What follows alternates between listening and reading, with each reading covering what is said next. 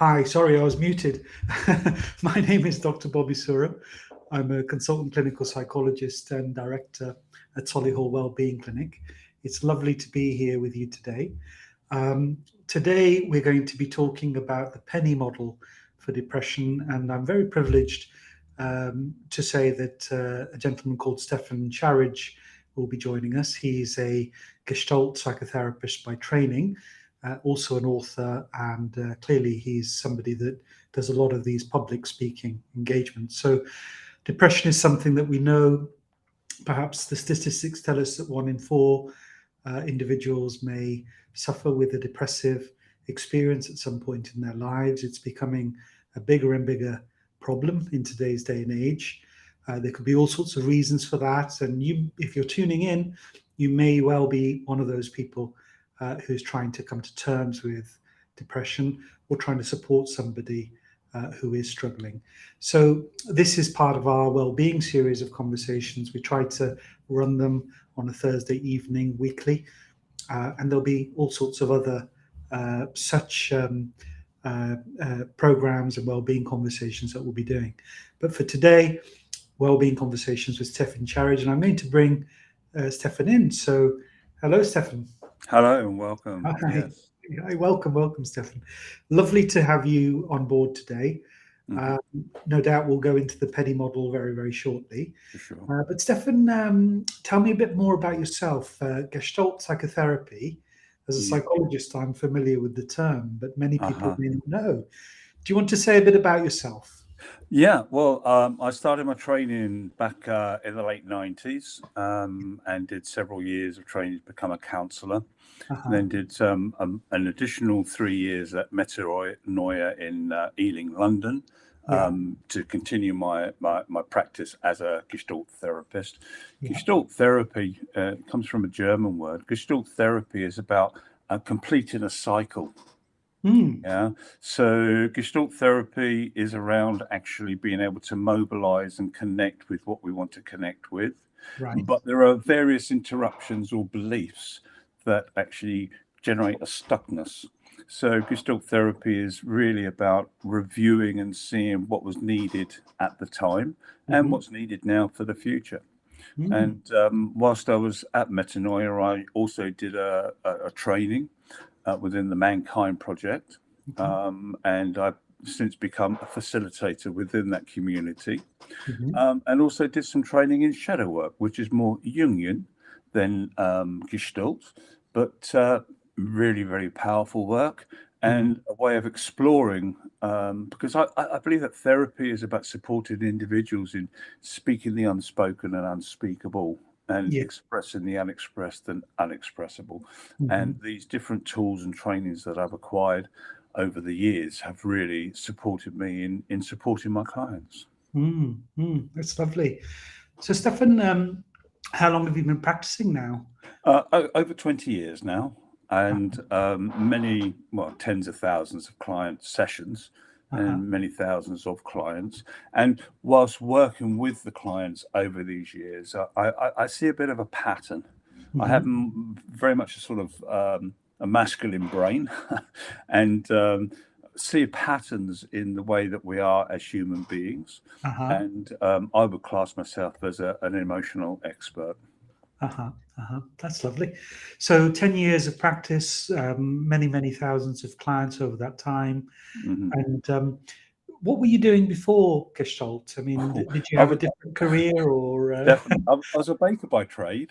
Oh, wow. Yeah, Okay. I was a baker by trade and worked in various locations, and then looked after a family business with over 100 employees. And then from that developed and set up my own company for 10 years or so. But baking is hard graft, and I just knew that I wouldn't be able to continue doing the same into my latter years. So I thought, well, what do I need to do? What do I want to do? And whilst I was running the business, I went to a few seminars thinking I need a business degree.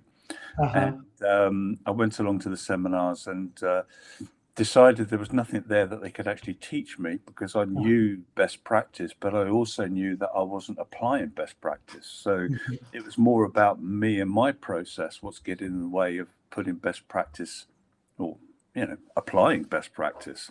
Yeah. So then I started on a counselling route myself for my own counselling, and then decided that this is something that I'd be interested in doing and delivering into my retirement years. Mm-hmm. Mm-hmm. I understand. Lovely.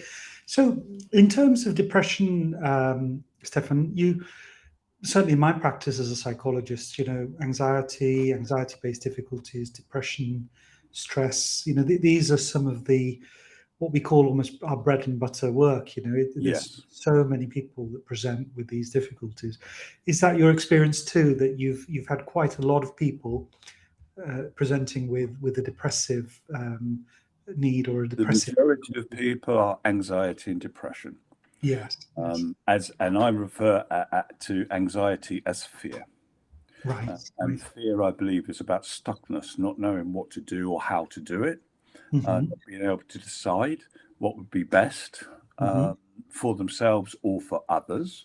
Mm-hmm. And fear generates a stuckness, and the more stuck we become, and the more unhealthy choices we make, the more suppressed and depressed we become.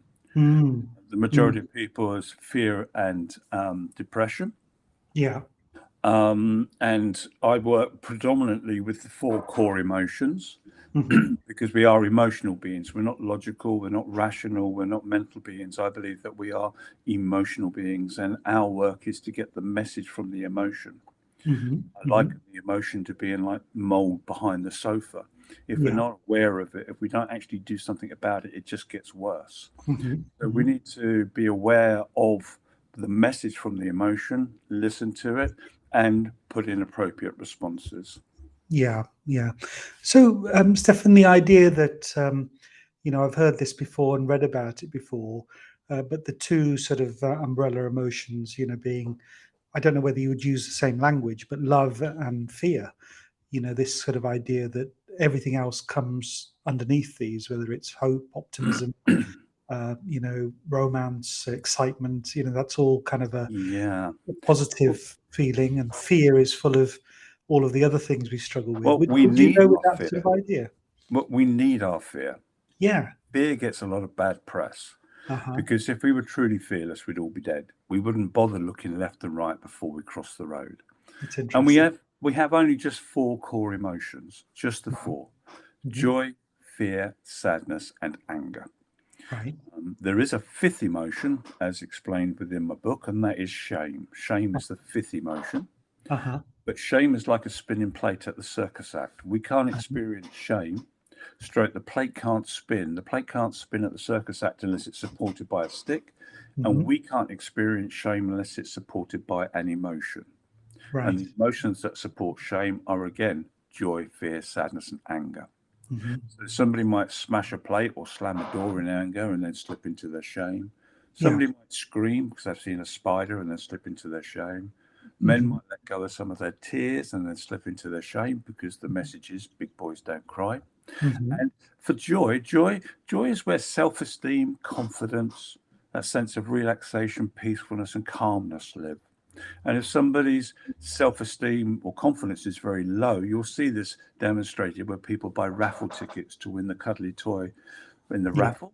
And when the number's called, they get all excited and then turn around and say, I can't go up, you go up for me. Because for that individual, it would be like the walk of shame, being seen by others getting their prize, because inside they don't believe they're actually entitled to it.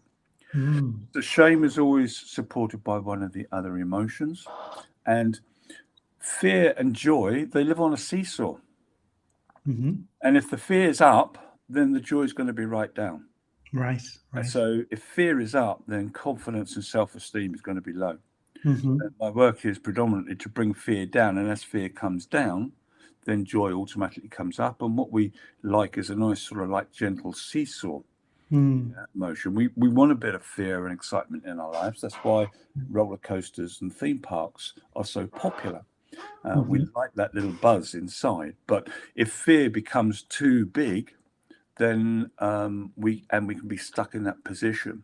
And predominantly the fear is about how we're going to be judged or assessed by others, i.e. the person with the raffle ticket fears how they might be judged or assessed by others. So it's like, well, I don't want to be seen getting my prize. as I said, even though logically they've bought the ticket, they're entitled to it, it's difficult to access it. Mm. So what were the four again, Stefan? Joy, Joy, fear. sadness, Hmm. and anger. Okay. Sadness is where depression, Yeah. grief, addiction, and love live. Hmm. Hmm. Because sadness is about connection and lack of connection. Right. So if we feel authentically connected to our other half, Mhm. or don't feel connected to an aspect of ourselves, then that will evoke sadness. Hmm. Hmm. Yes, yes. So where, in terms of somebody that comes to you for support, Mhm. and they're struggling with the balance of these emotions, clearly fear has its place, it's an Yeah. emotion that exists, it serves a purpose. But if that balance is wrong or there's a lack of connection, um, I guess then there's more loneliness, there's more, Yes. sadness grows. Where does that begin? What does the penny model, does it say much about how do these problems happen to us in the first place?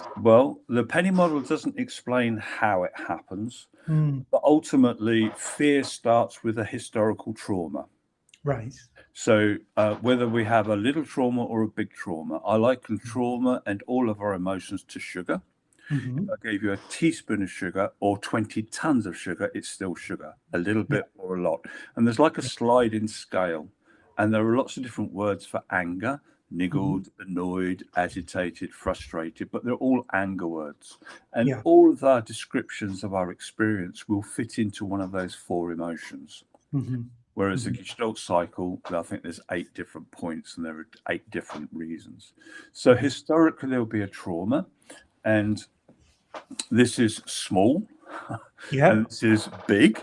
Okay. Yeah. Okay. And small one day might go and take a biscuit and big will laugh and joke about it. And then the next day, small will go and take the last biscuit. And big will, what are you doing? Put it back. You're being greedy. You're being unreasonable or whatever. So all of this telling off is actually traumatic for small. And if small doesn't have the ability to deal with and process it, Yeah. what normally happens is, because small wants to survive and is dependent on big, Hmm. small will start believing something about themselves, which Right. is predominantly, I'm not good enough, Hmm. I'm bad, I don't love right, therefore I'm not loved and not unlovable, Right. or I'm going mad, as in crazy, the Yeah. cognitive process. Yeah. Yeah. And then within the Gestalt therapy, that's referred to as an introject. It's something that's almost like injected into the psyche. Hmm. We carry that as we get bigger until such time we say, I've had enough and I want to do different. And Hmm. the doing different is to see a counselor or a therapist or somebody that can offer therapeutic support, Yeah. unconditional positive regard. Hmm. Hmm. And Yes. that's what's offered via counselors. Yes, I understand. So, in terms of what happens in that space, then, some people say the therapeutic relationship is key, and we can sort of readjust our thinking about ourselves, our Yes. connection to others and ourselves. So that's very important. Sometimes I also think in terms of our relationship to our experiences, past, present, and our hopes for the future. We also have relationships with these things. So, do you work in that modality? Does the penny model talk The to that? penny Or model really does support people because we've yeah, spoken fair bit about fear yeah, and sadness, yes, and we all have an understanding of self-esteem, stroke the lack of self-esteem or joy. We've not spoken very much about anger. okay. Let's do that. Yeah, Anger energy. Anger yeah, energy is about boundaries, rules, and beliefs. okay. Anger energy is not aggression. Hmm. If we reduce anger down to its basic components, all we end up with is yes or no. That's anger. Okay, okay. Yes or no. But do you find yourself saying yes to things that you want to say no to, or vice versa? Hmm. Hmm. So if we end up saying yes, I'll do the extra shift, but I actually want to say no, or yes, I'll give you a lift to work, but it's out of my way and I'd rather say no, Hmm. then we're crossing over our response. We're crossing our own boundaries. Yeah. And if we cross our own boundaries, it's like earning a penny. I see. Okay. Every time we say yes to something we want to say no to, or the other way around, it's like earning a penny. The question is, how many pennies might we have accumulated in the last 6 months or year or 10 years or whatever the case might be? If somebody's in a relationship and they're experiencing something they don't want to experience, then it accumulates time and time and time again. Right. If you put all those pennies together, imagine what would happen to the body if you were carrying these metaphorical pennies 24/7. Yeah. It Just would weigh carrying a us weight down. around with you, really, Stefan. Yeah. Yes. Yeah. And we end up fatigued, Mm-hmm. suppressed, and Yeah. eventually depressed. Yes. This is where depression comes from. Yeah. The unhealthy use of anger energy. It's not about it's not about aggression. This is about being able to say yes when we want to say yes and no when we want to say no. And most of these choices are switched over because of the fear of how we might be experienced or judged by others. Right. So we sort of pretend to be a certain way to gain approval or acceptance. Is that the kind of idea? Exactly that. Exactly that. Okay. And so we become less and less authentic. We truly, become more and yes, more inauthentic. yes. Yeah. And indeed, once we are depressed, as explained and illustrated, because on LinkedIn, my name is Stefan Charidge, aka the Metaphor Man. I work a lot with metaphors because pictures are easier to actually relate to and understand as opposed to a thought process. Yeah. Which is just in the head. So I liken a depressed person as having one of three main options. One is to see the GP and possibly get some medication, which I totally support. Yeah. The medication in and of itself is like borrowing a wheelbarrow to move these pennies about. I see. It doesn't get rid of That's a them. nice metaphor. I see what you mean by use of metaphor, Stefan. It helps, doesn't it? Just it really put the does. idea in your Yes. head. Yeah. Yes. And if somebody's on medication and continues collecting yet more pennies, then they have to go back to the GP and get a bigger wheelbarrow. Right. More an increase in the dosage of your medication. Exactly that. Yeah. Exactly that. Or let's add another one. Let's add something for your sleep. Let's add something for your anxiety. Exactly that. Yeah. So the second main resource is for somebody to turn to an addiction. Okay. And an addiction doesn't need to be a substance. An addiction can be work. It can be gardening. It can be anything. Could be. An addiction is a little bit like Popeye eating spinach to gain strength to be able to carry the pennies. Right. The more pennies, the bigger the addiction. But then the addiction almost starts to add to our load of pennies, doesn't it? Yes. We can actually become addicted to beating ourselves up metaphorically with our internal dialogue. Yeah. That negative chatter, that internal bullying. I'm not good enough. I can't do it. I don't know what to do. And then metaphorically beating ourselves up for being in that position. The third option, excuse me, the third option is to put as many pennies as possible into a cannon and then shoot that cannon at oneself or someone or something. Okay. Yeah. And those that have eating disorders or physically cut themselves are actually shooting those pennies at themselves. Right. And after it's happened, the internal dialogue is the why question. Why have I done it? And every time we ask ourselves a why question, it's like hitting ourselves with a beating stick. Okay. Every time we say, I should do this and I shouldn't do that, or why am I still doing it? Like hitting, and every time we metaphorically strike ourselves, we're putting another penny back in the pot. And it gets recycled and recycled. Yeah. So it's almost like the reverse of an overdraft, isn't it? I mean, you are really in debit, but you're carrying all these pennies around that don't serve you. Yeah, and, exactly. So I love the model. Carry on, because I know I've interrupted you once or twice. The only way that we can get rid of these pennies is to say a healthy yes when we mean yes and a healthy no when we mean no. Uh-huh. Uh-huh. And these pennies are very subtle.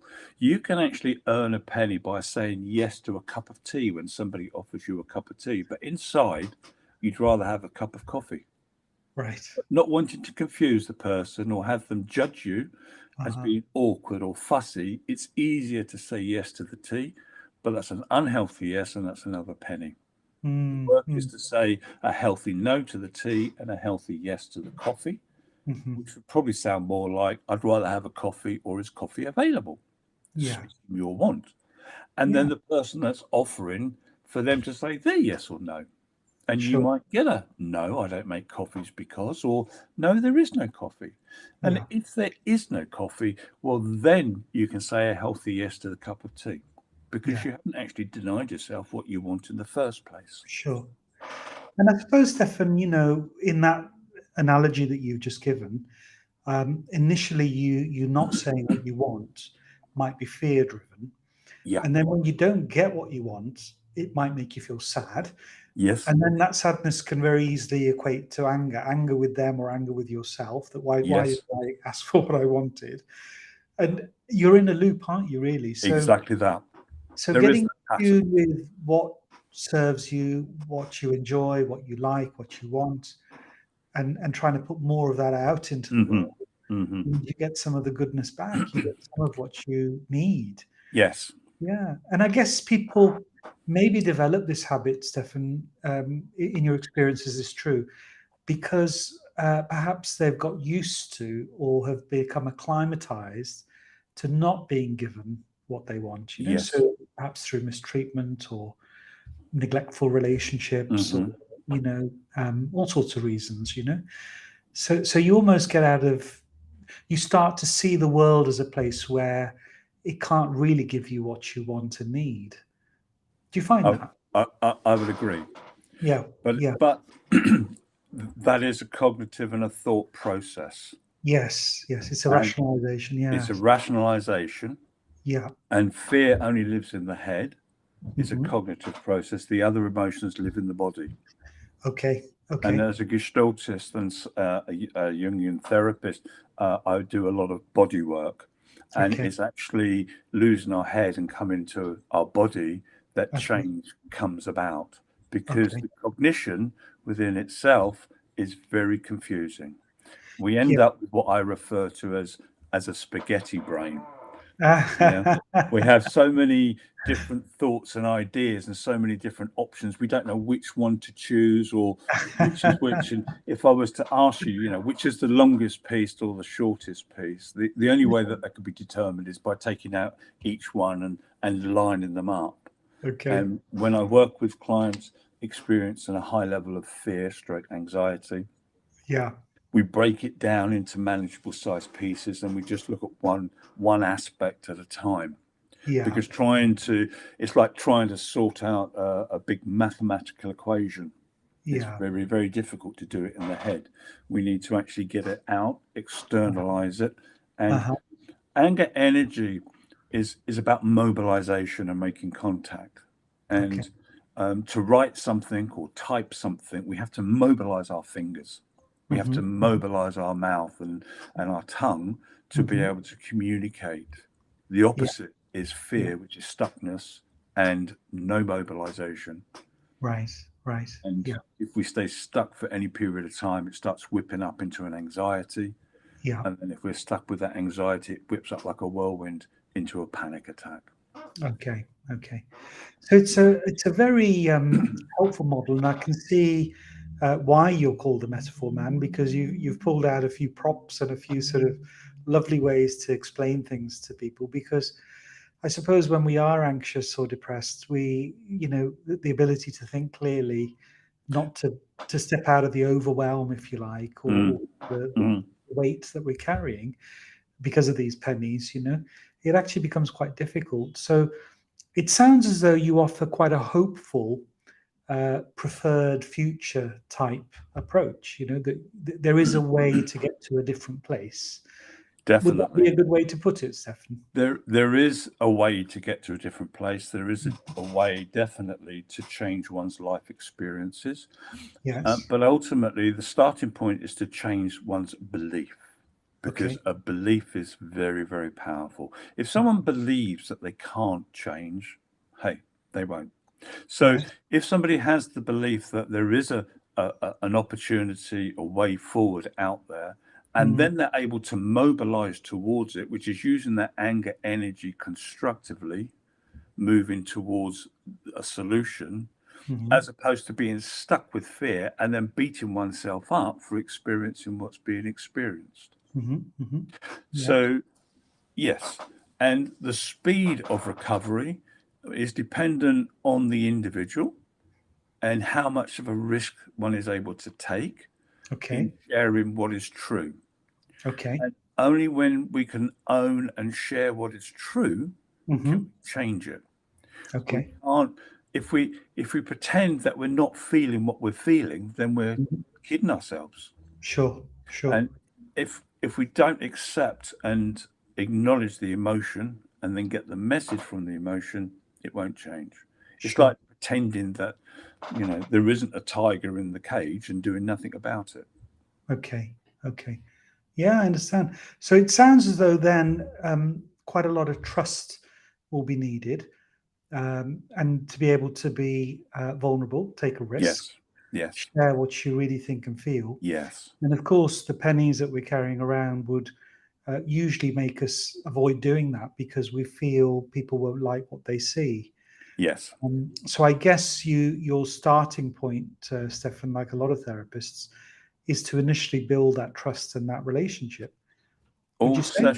All Yeah. sessions and encounters, everybody's work starts with fear. Okay. And Try it to is manage about that. as per the book, feel the fear and do it anyway. Yeah. It's overcoming that barrier and fear. And I Yeah. liken it to stepping into the unknown, stepping into a dark cave. Okay. And there might be fears of, well, there might be a spider or a bear or something in that cave, and I don't want to meet it. Yes. That's true. And there also might be a crock of gold in there and Yeah. your joy in there. And the question is, how are you going to find out? Yes. The only Well, way you've got you to can take a find risk. out is Yeah. by going in, You've by got to take a taking the risk. risk. Yeah. And It's one of the questions I always ask Stefan at the very beginning is really, how does it feel being here today? When somebody first comes to a session, invariably, unless people have had several therapists or counselors, they often feel quite frightened and yes, nervous about it yes, because and I think one of the things I've noticed about you, there's a great human quality. You talk in simple everyday terms. There's not a lot of technical mumbo jumbo, and that helps, doesn't it? Break down those barriers and help people relate. You're yeah, saying it's yeah. lovely. So where can people? I mean, this book is published, right? Yes, I'm bringing it's up available. It's your email available. here. Yeah, It's a little picture of the wheelbarrow.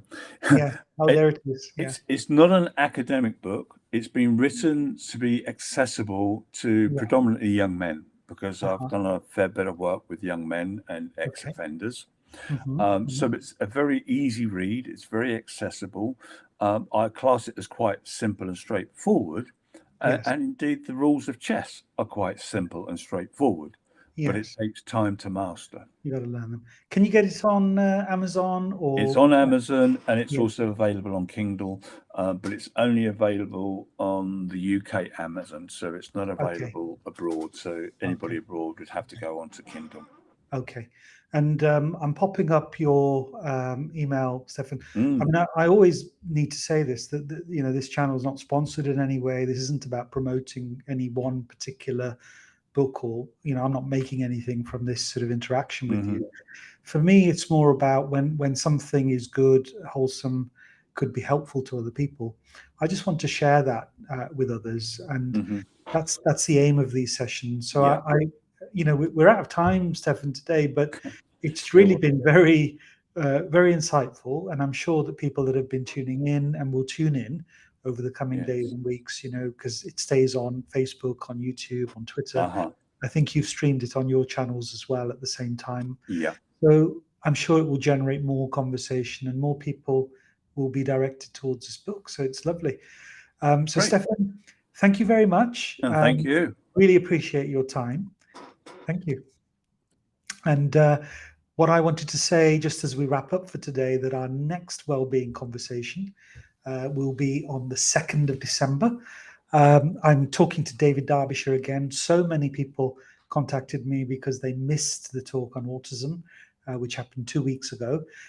So really at a special request, David is going to be coming back and talking some more about autism. So you're very, very welcome to come along to that. Do subscribe to our YouTube channel. Lots of free resources on there. Solihull Wellbeing Clinic. You'll get it from the website, actually, from that website link that you can see there.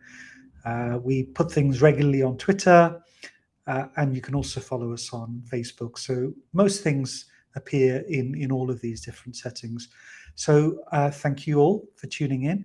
It's been lovely to have you, and I hope to see you again soon. Bye-bye.